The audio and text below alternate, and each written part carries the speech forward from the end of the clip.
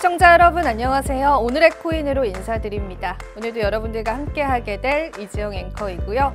자, 오늘도 이 시간 동안 투자 시장의 전반적인 분위기와 함께 크립토 시장의 주요 뉴스를 알아보실 텐데요. 오늘도 이지영의 인사이트를 통해서 다양한 소식들 준비해봤습니다. 자, 우선 뉴욕 3대 지수부터 살펴보실 텐데요. 뉴욕 3대 지수 일제히 하락 마감한 모습이었습니다. 다우존스도 1% 넘게 내리는 모습이었고요. 나스닥 지수도 1.5% 넘게 하락폭을 키워갔습니다. 전날 있었던 파월의 발언이 생각보다 굉장히 큰 파장을 불러일으킨 것으로 보입니다. 아마존 같은 경우에는 생성형 AI에 관한 이슈를 내놓기도 했었지만 증시 자체가 좋지 않았기 때문에 주가는 4% 넘는 하락세를 보이기도 했고요. 10년물 국채금리가 무려 3% 넘게 상승했습니다. 이러한 부분들 앞으로 거시경제 흐름에서 중요하게 체크해봐야 될 이슈일 것 같고요. 잠시 뒤에 자세히 좀 다뤄보도록 하겠습니다. 달러도 보겠습니다. 달러도 상승했습니다. 105달러 선에서 거래되고 있고요. 골드도 소폭의 상승률로 마감됐습니다. 암호화폐 시세도 살펴보셔야 될 텐데요. 뉴욕 증시의 여파를 받아서 비트코인 시세가 그리 좋진 않았습니다. 특히나 금융당국이 또 최근에 거래소 대주주에 관한 적격성을 심사하겠다라고 국내에서도 암호화폐 투자자를 조여오는 움직임들도 계속 나오고 있는 시점입니다. 비트코인 시세 한번 살펴보겠습니다. 자, 비트코인이 26,500달러 선까지 내려앉았습니다. 제가 밤에 살펴봤을 때는 그래도 27,000달러 선을 좀 유지해주고 있었는데 새벽 사이에 이러한 낙폭을 좀 키워간 것으로 보여지고 있고요.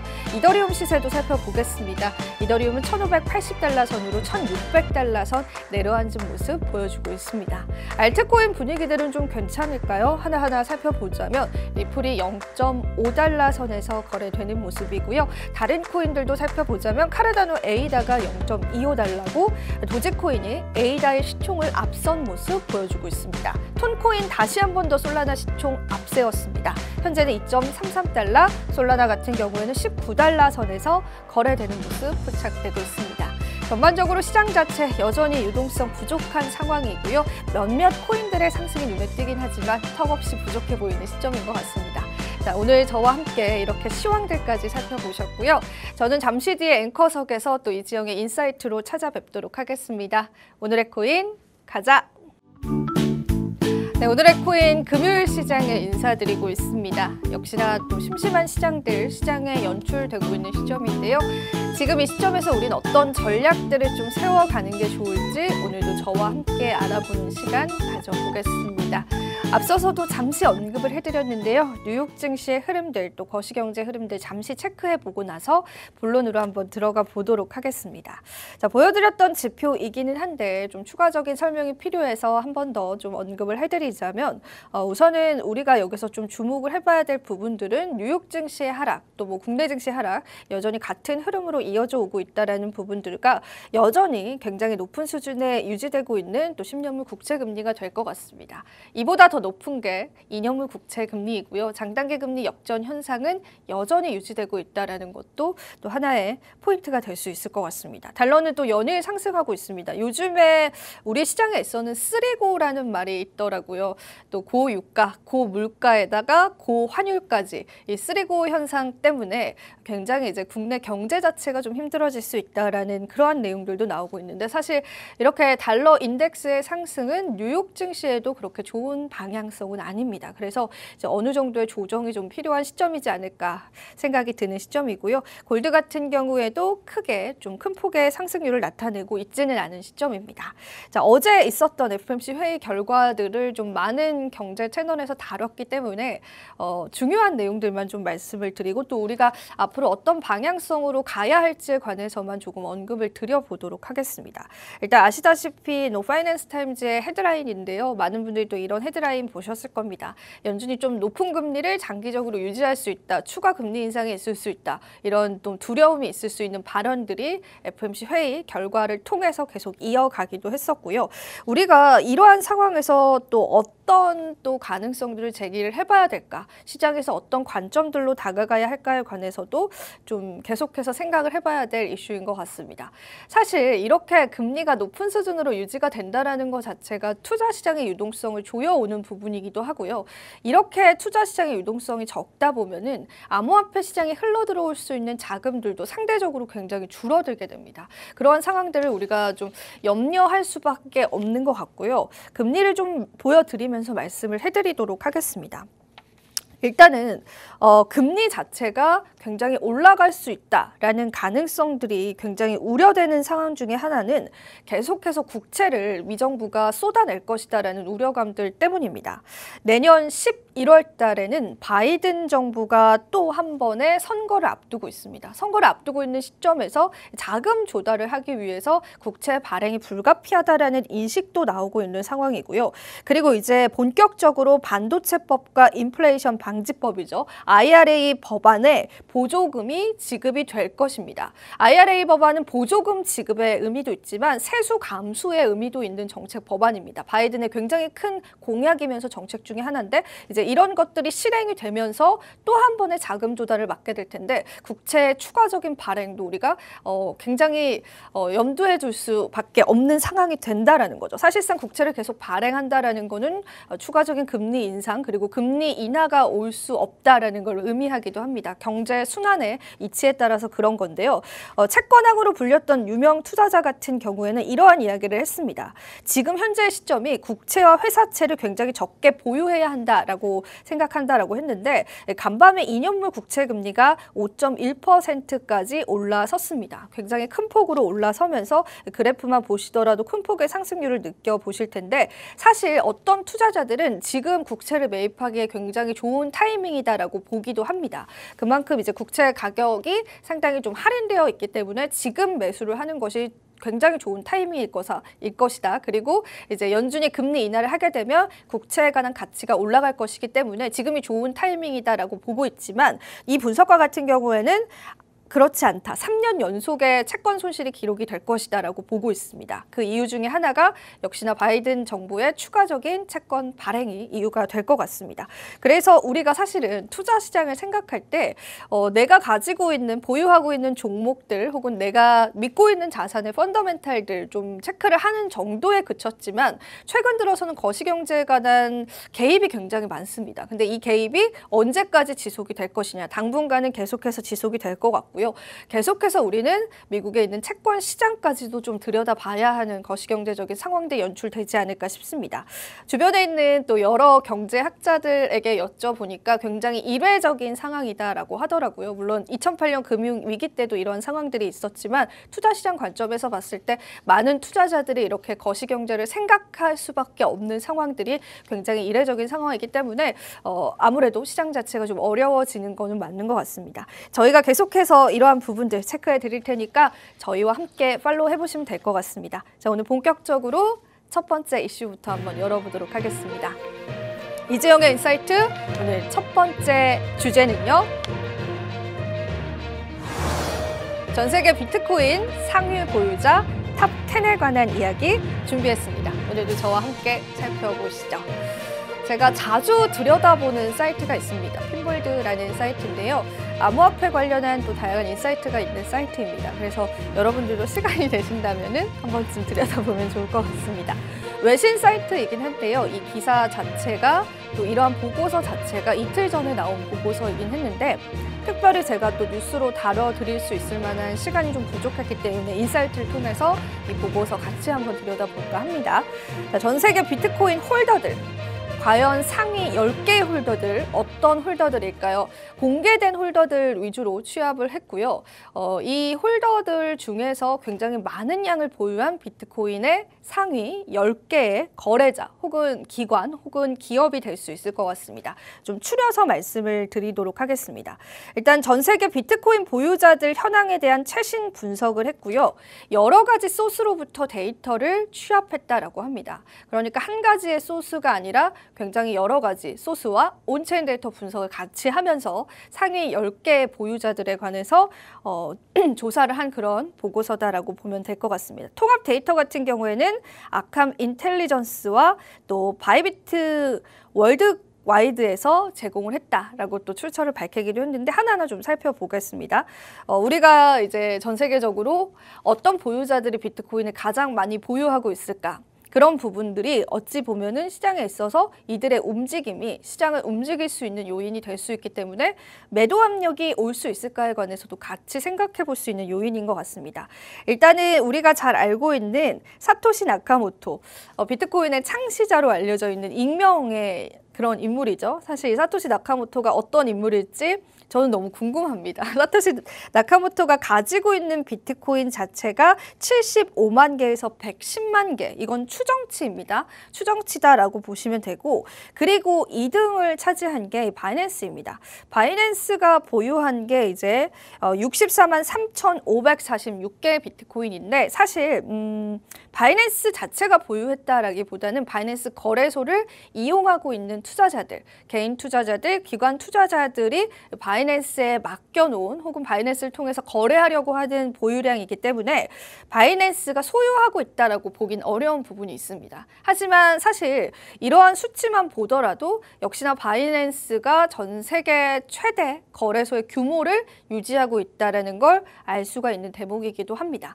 최근에 바이낸스 관련한 퍼드성 뉴스가 상당히 많이 나오더라고요. 그런 부분과는 또 반대로 이렇게 바이낸스가 보유하고 있는 비트코인 보유량이 2위를 차지했습니다. 3위는 누굴까요?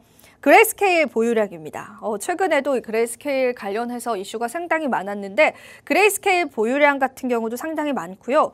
이 보유량은 GBTC 보유량입니다. 그러니까 기관들이 이제 투자했던 비트코인 신탁 상품에 관한 보유량이기 때문에 당장의 매도 가능성은 없다라고 보셔도 되는 안전한 보유량이다라고 보시면 될 것 같습니다. 그리고 나서 또 언급을 해드릴 게 거버먼트라고 되어 있죠. US 거버먼트. 자, 미국 정부 보유량이 무려 4위를 차지하고 있습니다. 사실 SEC 입장에서는 암호화폐 시장을 굉장히 좀 압박하고 있는 시점에서 보유량으로 따지자면은 4위를 차지하고 있다. 상당히 상위권에 랭킹되어 있는데 사실 미국 정부가 이렇게 많이 보유할 수 있었던 것들은 다양한 또 감시라든지 제재를 통해서 압수한 보유량입니다. 그렇게 생각을 하시면 되기 때문에 뭐 당장의 매도 가능성에 관해서는 없지 않을까 싶습니다. 하지만 또 행간에서는 미국 정부가 비트코인을 조금씩 팔고 있다라는 의혹들도 나오고 있는데 확인된 바는 없는 상황입니다. 그리고 쭉 보시자면 오늘 추가로 언급을 해드릴 건데 마운트곡스 사건이 있습니다. 거래소가 이제 파산 신청을 하면서 마운트곡스가 고객들에게 돌려주지 못한 비트코인 보유량이다라고 보면 되는데 꽤 많은 양을 차지하고 있고요. 5위를 차지하고 있습니다. 그리고 여기 보시면은 중국 정부 보유량도 무려 7위를 차지하고 있습니다. 중국은 현재 암호화폐 거래를 금지해 놓은 상황이고 암호화폐 거래를 할 시에 형사처벌도 감행하겠다라는 굉장히 강경한 정책을 내세우고 있습니다. 그럼에도 불구하고 전 세계 7위를 차지하고 있는 모습도 보여지고 있습니다. 그리고 우리가 잘 알고 있는 마이크로스트래티지 역시도 8위에 랭킹되어 있다라는 것을 볼 수가 있습니다. 자, 비트코인 보유량, 상위 랭킹 보유량 중에서 우리가 우려할 만한 사안들이 조금 있습니다. 그래서 그 부분에 관해서는 좀 잠시 뒤에 좀 알려드릴 예정이고요. 자, 이 보유량을 조금 통계를 내보니까 이들 상위 10개의 비트코인 보유량 같은 경우에는 총 348만 개를 보유하고 있고 현재 공급되는 공급량 중에 17.8%, 그러니까 꽤나 많은 비중을 차지하게 됩니다. 그렇기 때문에 이러한 부분들도 우리가 체크를 해봐서 앞서서 랭킹으로 보여드렸던 이러한 기관들이라든지 개인들 혹은 정부들의 방향성이 어떻게 되느냐에 따라서 시장의 물량이 풀릴 수 있다는 가능성도 염두를 해두시면서 같이 한번 보시면 좋을 것 같습니다. 그래서 여기까지 우리가 체크를 해보면 될 것 같고요. 두 번째 이슈 살펴보시면서 나머지 이야기들 같이 나눠보겠습니다. 자, 이지영의 인사이트 오늘 두 번째 주제는요. 마운트곡스 상환과 뉴욕의 그린라이트 코인에 관해서 알아보는 시간 가져보겠습니다. 네, 이어진 내용들 같이 한번 알아볼 텐데 앞서서 제가 보여드렸을 때 마운트곡스에 관해서 이제 5위를 차지하고 있다라고 말씀을 드렸습니다. 꽤 많은 보유량이죠. 마운트국스가 만약에 개인 투자자들에게 상환을 시작을 하게 된다면 이 투자자들이 만약에 이 물량을 매도를 하게 된다면 시장에서 매도 압력이 좀 생길 수 있다는 우려감들 제기되고 있습니다. 얼마 전에도 FTX가 보유한 자산들을 매각할 수 있다는 이슈들 때문에 이제 솔라나 코인 등의 FTX 보유 코인들의 약간의 움직임이 보이기도 했는데 그것과 같은 맥락이다라고 보면 될 것 같습니다. 자, 얼마 전에 마운트국스에 관한 기사가 났습니다. 마운트국스의 상환 기간이 12개월이나 늦춰졌다라고 이야기를 했는데 그 시점이 2024년 10월 31일로 연장이 됐다라고 합니다. 그러니까 내년 10월 31일 날 상환을 시작을 하게 될 텐데 마운트국스 같은 경우에는 일본에 있었던 정말 큰 거래소 중에 하나였는데 파산 신청을 하게 되면서 이제 그때 마운트국스를 이용했었던 투자자들의 자금이 묶인 상황입니다. 그리고 이제 그 상환을 시작을 하게 되는데 만약에 정말 오랜만에 몇 년 만에 이제 마운트국스로부터 자신의 비트코인을 돌려받았던 투자자들은 이 비트코인을 매도할까 혹은 비트코인을 보유할까 이런 부분들에 관해서도 다양한 의견이 존재했습니다. 특히나 시장이 불장일 때는 몇 년 만에 받았던 내 비트코인을 매도하지 않을 가능성이 있지만 지금처럼 시장 자체가 유동성이 없을 때는 이러한 비트코인을 바로 매도할 수 있는 가능성도 있기 때문에 마운트국스의 상환 일정이 좀 시장에서 중요해졌고요. 그리고 실제로 마운트국스가 보유하고 있는 비트코인이 상위 랭킹 5위에 랭킹되어 있습니다. 그렇기 때문에 연장돼서 우리가 조금 생각해 볼 수 있는 요소인 것 같고요. 자, 일단은 마운트국스 같은 경우에는 10월 31일로 연기가 됐습니다. 올해가 아니라 내년으로 연기가 되긴 했지만 사실상 우리가 조금 우려할 만한 사항들은 올해 일부 상환이 있을 수 있다는 가능성입니다. 그 일부 상환이 어느 정도의 양인지 아직은 구체적으로 나와 있지 않기 때문에 이러한 부분들에 관해서는 여러분들이 조금 계속 체크를 해봐야 될 부분인 것 같고요. 일단 이번에 이런 서한을 발표를 했고 한 트위터에서 이 서한을 가지고 오기도 했는데 서한의 내용을 좀 보자면 이런 내용입니다. 일단 이번 상환 일정 조정 결정 같은 경우에는 회생 채권자들이 필수적인 정보를 제공하는데 소요되는 기간을 고려한 것이다. 그러니까 이제 정보가 제공되는데 어느 정도 기한이 필요하기 때문에 빠르게 상환을 할 수 없고 조금 넉넉한 기간을 조금 요구한 것으로 보입니다. 자료도 검증을 해야 되고 또 상환에 관여하는 은행이라든지 자금이체 서비스 제공업체 또 지정 암호화폐를 거래소와 조율하는 뭐 그런 문제들이 좀 있기 때문에 그렇게 빠르게 상환을 할 수는 없다라는 그런 시점이고요. 사실 우리가 지금 굉장히 시장 자체가 약간의 침체기 속에서 만약에 상환이 이루어지게 된다. 올해 상환이 이루어지게 된다라고 한다면 시장이 좋을 때는 크게 상관이 없겠지만은 또 약간의 리스크들, 공포 분위기가 좀 형성될 가능성이 있었는데 다행인 거는 2024년으로 좀 연기가 됐다라는 겁니다. 하지만 또 뒤에 나온 추가적인 내용들을 보면은 연기가 되기는 했지만 그래도 올해 일부 상한이 있을 수 있다라는 가능성이 제기가 됐기 때문에 이 수량이 과연 어느 정도이고 이게 또 시장에 어떤 파급력을 불러일으킬지에 관해서도 같이 생각해 볼 요소가 있을 것 같습니다. 마운트국스에 관한 언급들은 올해 초부터 계속해서 나왔었는데 그래도 이렇게 날짜가 정확하게 명기가 됐다라는 거는 2024년 10월 31일에는 아마도 정말로 상환이 이루어지지 않을까라는 그러한 우리가 예측치들을 조금 볼 수 있을 것 같습니다. 자, 그리고 제가 또 마지막으로 보여드릴 또 하나의 이슈 같은 경우에는 뉴욕에서 뉴욕 금융감독청이 이제 암호화폐에 관해서 약간 이제 법적으로 조여오고 있다라는 부분도 여러분들 캐치를 좀 많이 하셨을 테고 제가 며칠 전에도 이슈를 통해서 다뤄드렸었습니다. 그런데 그 전에 나왔던 기사인데 이게 사실 많이 기사화되진 않았더라고요. 그래서 이 부분도 좀 같이 체크를 해보면 될 것 같고 뉴욕의 그린라이트 코인이다라고 해서 이제 뉴욕 금융감독청이 어느 정도 허가를 해준 코인들이 있습니다. 그런데 그 코인들을 좀 대략으로 축소시켰습니다. 그러니까 법적인 제재들을 조금 더 조여오고 있다라고 보면 되겠죠. 물론 뉴욕 금융감독청과 SEC가 일맥상통한다라고 볼 수는 없지만 전반적인 현재 정권 분위기 자체가 좀 그렇다 보니까 뉴욕 금융감독청도 약간 눈치를 보고 있지 않나 그런 또 생각들을 할 수 있는 시점입니다. 일단 뉴욕의 미국의 금융감독청 같은 경우에는 허가받은 암호화폐 거래 플랫폼이 상장할 수 있는 사전에 승인된 암호화폐의 수를 크게 줄였다라고 나타났습니다. 어떻게 줄였고 어떤 코인들이 탈락이 됐는지 잠시 뒤에 알려드릴 예정이고요. 그 전에 한 가지 언급해드릴 그런 이야기들은 2022년도 그러니까 작년에 뉴욕 금융감독청은 일전에 일부로 또 스테이블 코인에 관한 가이드라인을 좀 최초로 발표하기도 했습니다. 그 스테이블 코인 가이드라인을 좀 먼저 언급을 해드리자면 이제 스테이블 코인에 관해서도 이미 이제 제재가 들어왔다라는 건데 스테이블 코인 같은 경우에는 발행사 뉴욕 금융감독청의 승인도 받아야 되고요. 준비금 증명도 해야 되고 그리고 영업 종료 시점으로 발행량 보유량도 공시를 해야 됩니다. 그뿐만이 아니라 준비금을 연방 공인의 예금 수탁기관에 맡겨놔야 됩니다. 그러니까 이제 고객들이 그 스테이블 코인 발행사가 망하더라도 맡겨놓은 그 예금을 통해서 어느 정도 보상을 받을 수 있게끔 한다라는 법안이었었죠. 자, 그렇기 때문에 이제 스테이블 코인부터가 이제 뉴욕 금융감독청은 좀 타이트하게 규제를 이전부터 해왔었고요. 여기 또 헤드라인에 이미 정답이 나와 있긴 한데 어떤 코인들이 조금 탈락이 됐는지를 말씀드리겠습니다. 발표된 코인에 따르면은 이 리스트 자체, 그러니까 뉴욕 금융감독청이 허가한 코인에 관해서는 비트코인과 이더리움, 그리고 제미니 달러와 또 지모우주스, 팍스골드, 팍스달러, 페이팔 달러로 구성되어 있습니다. 공교롭게도 또 팍스골드와 팍스달러도 포함이 되어 있네요. 이것은 또 스테이블 코인 관련한 코인이고요. 그런데 이제 중요한 거는 탈락된 코인들입니다.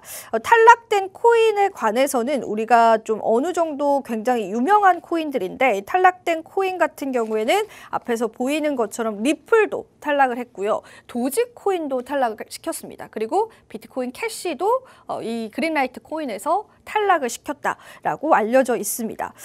그리고 또 하나 탈락한 코인이 있는데 이더리움 클래식도 탈락시켰습니다. 그러니까 뉴욕 금융감독청의 그린라이트 코인에서 제외가 된 코인입니다. 특히나 리플 같은 경우에는 최근에 SEC와의 소송에 관한 굉장히 예민한 부분들이 있다는 걸 인식하지 않았나라는 생각이 좀 들기도 합니다. 왜냐하면 리플 코인은 또 암호화폐 시장에서는 시총 상위를 차지하고 있는 또 대표적인 알트코인 중에 하나인데 뉴욕 금융감독청에서 그린라이트에 넣었던 코인이기도 한데 그걸 탈락을 시켰다라는 부분들이 현재 미국 정부에 관한 충분한 눈치를 보지 않았나라는 것들이 계속해서 좀 시장에서 대두되고 있는 시점이다라고 보시면 될 것 같습니다. 이더리움 클래식 또 도지코인 역시도 탈락시켰다라고 보시면 될 것 같고 지금 이제 최종적으로 뉴욕 금융감독청이 허가한 코인에 관해서는 이런 부분들 참고를 해주시면 될 것 같습니다. 역시나 USD 코인들도 포함이 되어 있고 사실상 얼마 되지 않은 코인이다라고 여러분들 보시면 될 것 같습니다.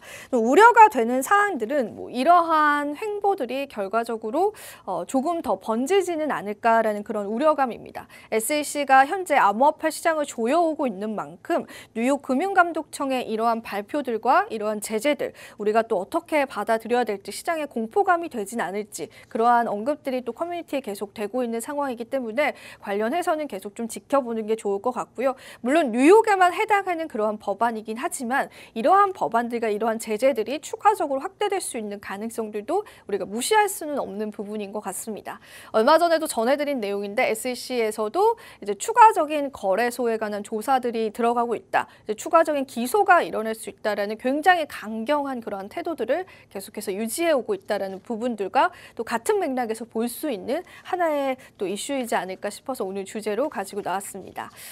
국내 언론에서는 크게 부각되지 않았던 이슈이긴 한데 그래도 한 번쯤은 다뤄보면 좋을 것 같아서 좀 자료들을 준비해왔던 부분들이었고요. 자, 오늘도 이 지역의 인사이트 여러 가지 이야기들로 꽉꽉 채워왔습니다. 저는 다음 주에도 좋은 정보들, 좋은 인사이트들 함께 모아서 여러분들에게 또 알려드리는 시간 가져보도록 하겠습니다.